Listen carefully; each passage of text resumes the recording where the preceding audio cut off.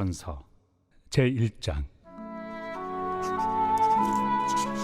하나님의 뜻을 따라 그리스도 예수의 사도로 부르심을 받은 바울과 형제 소스데네는 고린도에 있는 하나님의 교회 곧 그리스도 예수 안에서 거룩하여지고 성도라 부르심을 받은 자들과 또 각처에서 우리의 주 곧 그들과 우리의 주 되신 예수 그리스도의 이름을 부르는 모든 자들에게 하나님 우리 아버지와 주 예수 그리스도로부터 은혜와 평강이 있기를 원하노라.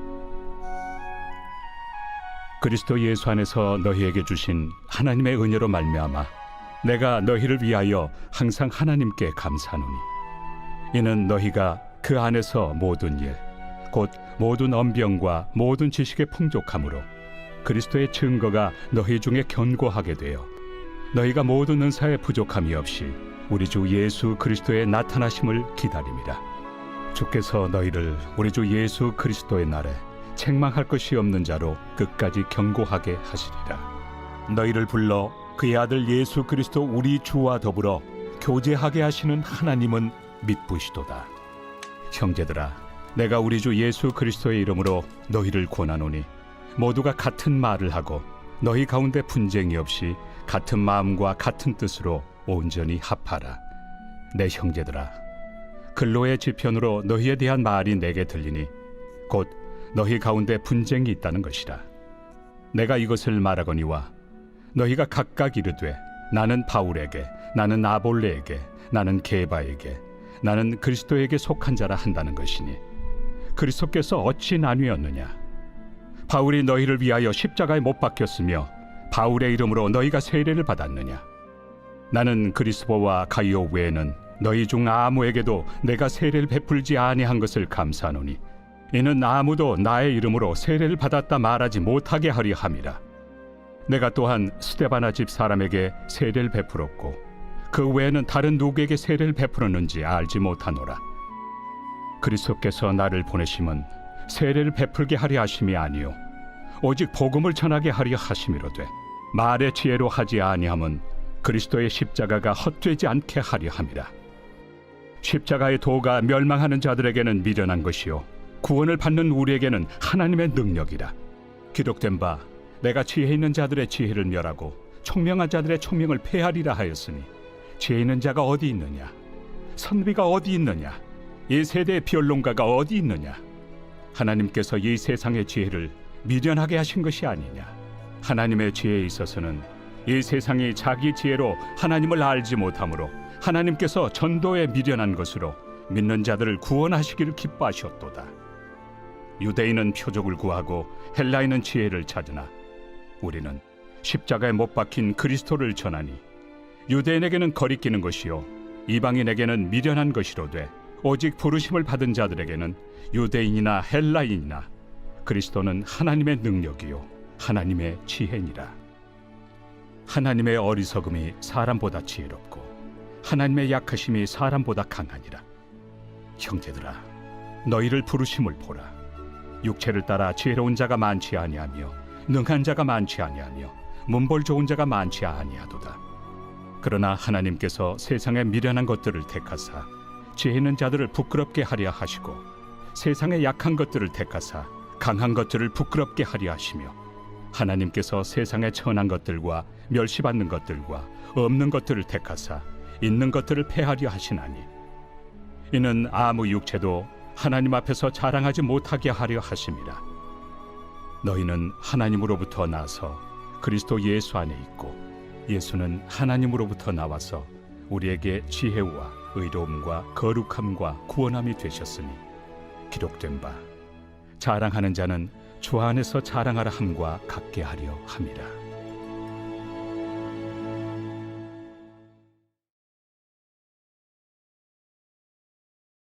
사랑하는 원성교회 성도님들 안녕하십니까? 오늘부터 저희는 고린도전서 말씀을 가지고 아침에 하나님께 말씀을 묵상하고 그 말씀에서 붙잡은 기도 제목들로 하나님 앞에 나아가는 시간 가지고자 합니다. 오늘 고린도전서는 우리가 잘 알고 있는 것처럼 사도 바울이 고린도 교회 교인들에게 보낸 서신입니다. 바울은 2차 전도 여행 때 사도행전 15장에서 18장에 그 2차 전도 여행이 기록되어 있는데요. 특별히 아덴을 지나 고린도에 도착해서 여러 가지 어려움들을 만나죠. 그러나 그 가운데서 그 고린도에서 떨고 있는 두려워하고 있는 사도 바울을 향하여서 하나님께서는 말씀합니다. 이곳에 내 백성이 많다. 두려워하지 말며 침묵하지 말고 말하라. 내가 너와 함께 있으며 어떤 사람도 너를 대적하여 해롭게 할 자가 없을 것이니 이는 이 성중에 내 백성이 많음이라. 고린도가 당시에는 유명한 항구 도시였습니다. 항구 도시였다고 하더라도 그다지 잘 살지 못하는 도시도 있지 않습니까? 그러나 고린도는 해상 무역의 당시의 중심지였습니다. 육로로도 대륙을 이어지는 지리적 여건이 육로의 요충지뿐만 아니라 오른쪽에는 에게, 왼쪽에는 아드리아 사이에 이렇게 좁은 지역에 위치한 항구 도시인데 이 에게 쪽부터 시작해서 고리스를 이렇게 쭉 넘어와서 아드리아 해 쪽으로 또 갈 수 있을 때 배들이 많이 파손을 당하고 했다고 합니다. 그런데 당시 고린도가 60만 명 정도의 인구가 있었다고 하는데요. 그 중에 40만 명이 고린도인들 한 명당 노예가 2명이었다는, 물론 부도 있었겠지만은 노예가 많았던 이유 중에 하나는 이쪽에서 이쪽으로의 항로로는 배가 파손될 수도 있고 물건을 잃어버릴 수도 있고 하니까 시간을 더 절약하기 위해서 육로로 말도 안 해갔지만 노예를 통하여서 옮겼다고 합니다. 그러니 노예들도 많고요.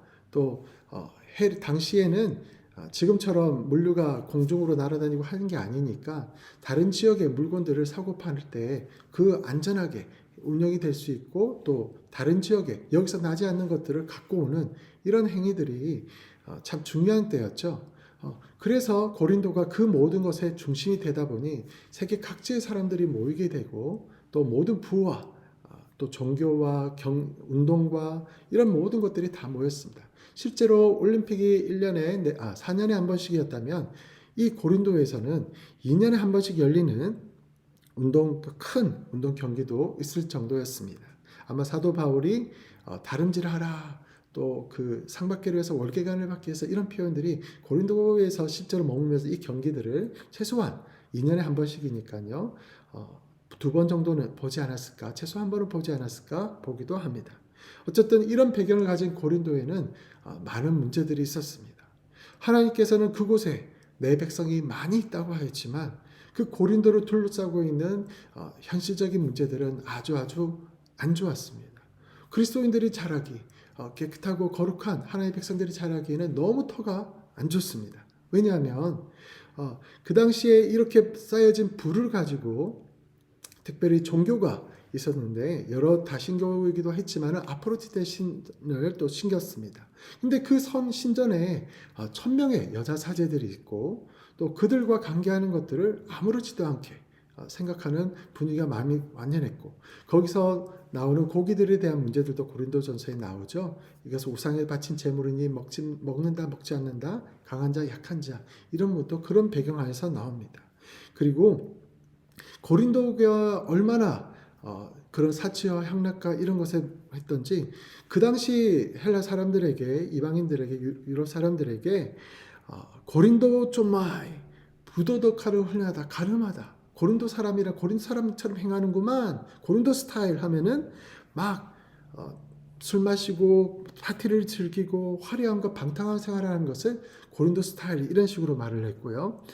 선원들도 고린도로 항해하지 마라, 왜냐하면 거기 빠지면은 언제 헤어날 수 없다라는 말도 한답니다. 그 당시 작가들의 작품에 다른 도시들을 이야기를 할 때 고린도 사람들을 묘사할 때는 꼭 술주정뱅이, 연극에도 그렇게 등장한다고 하죠.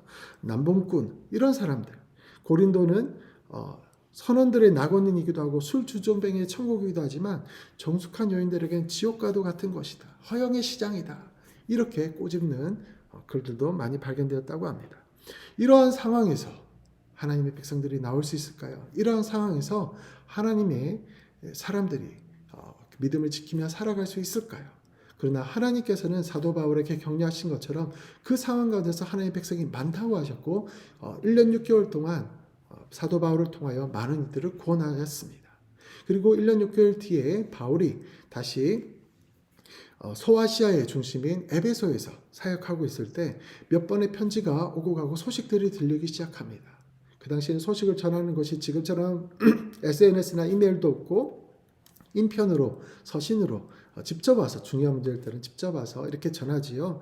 오늘 본문에도 나오지만 특별히 교회를 대표해서 몇 사람들이 와서 바울에게 고린도 교회 문제의 심각성을 알려줍니다. 이 문제들이 그 당시 고린도의 배경과 다 관련이 있는 문제들입니다. 특별히 그리스 철학이 유명했지요. 지혜로운 것을 추구했고 인간의 사는 목적이나 이런 부분들을 이제 배부르고 득다시고 하니까 그런 부분들에 대해서도 고민하고 나왔던 것이 있습니다. 그러나 고린도에는 진지한 것보다는 좀 더 화려하고 눈에 띄고 이런 것들을 더 유명했나 봅니다. 고린도 사람들을 가르쳐서 말 잘한다 라는 말이 있는데 곳곳에 순회에 설교자들이 나와서 강연가들이 나와서 자신의 웅변으로 자신의 지식과 지혜를 사람들에게 보이고 그것을 들은 사람들이 좋아하는 사람들의 제자로 들어가기도 했다고 합니다. 근데 그 제자로 들어갈 때 단순히 선생님 강의를 수강한다 정도가 아니라 열렬하게 선생님을 따라다니고 선생님을 모시고 그 선생님한테 또 그 삶을 또 배우려고 하는 그런 모습들이 있었답니다.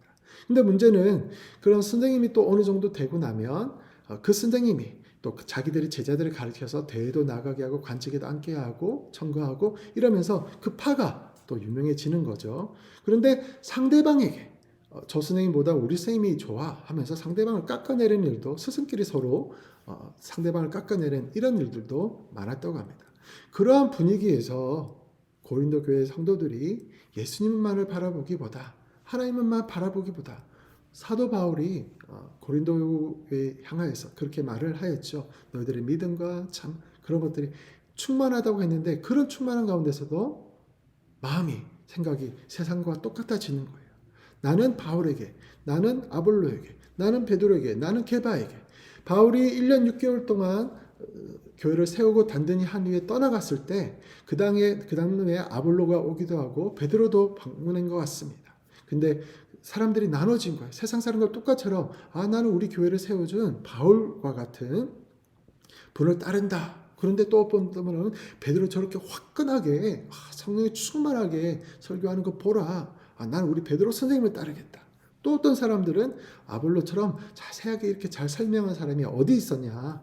나는 아볼로보다. 근데 그걸 가지고 서로 그 모든 것이 바울이 나중에도 말하지만은 나는 무엇이냐.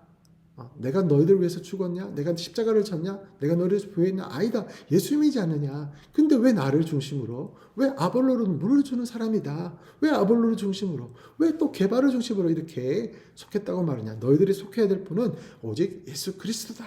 너희들을 구원하신 분은 예수 그리스도다. 너희들을 위해 십자가를 지신 분은 예수 그리스도다. 라고 이렇게 말하고 있죠. 그리고 세상에서는 참 미련하게 보이는 지혜롭지 못하게 이방인 헬라 사람들이 그렇게 여러 가지 삶에 대한 지식이나 아름다운 지혜로운 말을 이혼론이라든지 여러 가지 이런 세상의 이치를 설명한 사람들이 화려한 언변과 술사로 말을 할 때 얼마나 어하겠습니까? 그런데 그리스도인들은 바울이 전한 복음은 그리고 예수님은 십자가에서 죽었다고? 하나님의 아들이 그렇게 죽었다고? 나의 죄 때문이라고? 그 당시 물질은 악하고 영은 고상하다는 이런 생각도 있었습니다. 그러니 어떻게 하나님이 거룩하신 분이 거룩한 신이 육체가 된다는 말인가 이런 부분도 있었을 것이고요. 또 어떻게 모든 사람한테 존경을 받아야 될 텐데 나를 위해서 십자가에 그렇게 십자가가 뭐야? 다른 사람 모든 죄인 중에 죄인들이 그렇게 비참하게 너 좀 혼나봐. 너 죄값을 당당해 하면서 비참하게 추구하는 것이 십자가 아니야? 그럼 가장 극악무도한 죄인들에게만 주는 그런 벌을 받았는데 예수라는 사람이 또 그리스도인들이 뭐 저런 걸 믿지? 무식해. 미련해. 이런 것들이 되는 거죠. 유대인들에게는 꺼리끼는 것이고 이방인들에게도 별로 지혜롭지 못하게 보면 그것이 그러나 우리는 안다. 그 십자가의 사랑과 능력을 경험해보는 우리는 알지 않느냐. 우리의 중심은 뭐냐. 말 잘하는 것이냐. 아니면 또 눈에 보이게 화려한 것이냐. 세상 사람에게 자랑할 만한 것이냐. 아니다. 오직 예수 그리스도 그분이 우리의 능력이 되신다. 바울은 1장에서 이렇게 다시 한번 우리의 기원이 어딘지 말하고 있습니다. 너희 중에서 문벌 좋은 자가 없고 지혜로운 자가 없다. 미천한 사람들, 노예들이 많아졌죠. 많았다. 그렇지만 너희를, 그런 사람들을 불러서 하나님이 너희들로 또한 자신의 자녀 삼으시고 또 너희들의 구원을 허락하신 이것을 자랑해야지, 그 하나님을 자랑해야지 왜 사람들을 자랑하느냐, 너희들의 은사를 자랑하느냐, 너희들의 어떤 것을 이 세상과 똑같이 하려느냐라고 바울은 말하고 있지요. 사랑하는 성도님들, 우리가 이제 고린도를 전서 후서를 보면서 바울이 부딪혔던 그 문제들, 거기에 대한 답을 지르고 애쓰는 그 행동들을 보면서 우리도 하나하나 배워나가고 오늘날 적용하고 우리 삶 가운데 혹시 부딪히는 부분은 없는지 같이 보았으면 좋겠습니다. 그러나 특별히 기억했으면 좋겠습니다. 고린도전서 13장의 그 사랑장이 오늘 저희들에게도 해당하는 말씀이라는 것을요. 하나님께서 사도행전 18장에서 내 백성이 많다라고 두려워서 떨고 그냥 또 지나가려는 바울을 붙잡고 이곳에서 담대하게 하나님의 말씀을 전했는데, 더 그 하나님의 백성이 됐던 자들이 여전히 여전히 세상 법정의 소송에 휘말리고 강한 자 약한 자 있고 은사를 자랑하다가 파가 나뉘고 이런 모습들이 있었지만 포기하지 않으시고, 사도 바울을 통하여 또 많은 교회를 걱정하는 성도들을 통하여 다시 한번 새롭게 바르게 해 나가는 것을 이렇게 전후서를 볼 때에 하나님의 사랑은 놓기만 하는 사랑이 아니라 기르시고 애타하시고 돌보시며 섬기시며 마침내 당신께 올 때까지 끊임없이 우리를 인도하시는 목자 되신 그 사랑이라는 것을, 아비의 어머니의 사랑이라는 것을 저희들이 경험하고 보게 됩니다. 사도 바울도 때로는 단호하게 말하지만 그러나 이렇게 기억하라, 예수를 기억하라. 그분이 너를 인도하시고 구원하시고 함께 하실 것이다. 그분만이 너희들의 자랑이다라고 끊임없이 말해주면서 그 시선과 마음을 주님께로 돌릴 때 그로부터 오는 능력으로 말미암아 회개하게 되고 다시 한번 관계들이 바라게 되고 화해하게 되는 놀라운 역사들이 일어났습니다. 오늘 저희도 믿음으로 구원은 얻었지만 혹시 나의 삶과 마음이 이 세상의 문화와 그 습관에 젖어 있는 것은 없습니까? 이웃을, 형제자매들을 그렇게 판단하는 것은 없습니까? 오직 예수 그리스도를 중심으로 삼을 때 모든 것이 은혜요, 또한 모든 것이 우리를 더 하나님께로 나아가는 발판이 될 것입니다. 하나님의 그 끝없는 오래 참는 사랑, 우리를 회복시키고 끝까지 부르시는 그 사랑이 오늘 저희들과 함께 있으니 저희도 그 사랑을 의지하며 주님 앞에 나아가는 오늘 하루, 그리고 앞으로 고린도서와 함께하는 그런 기도의 여정 되시기를 주의 이름으로 축복합니다.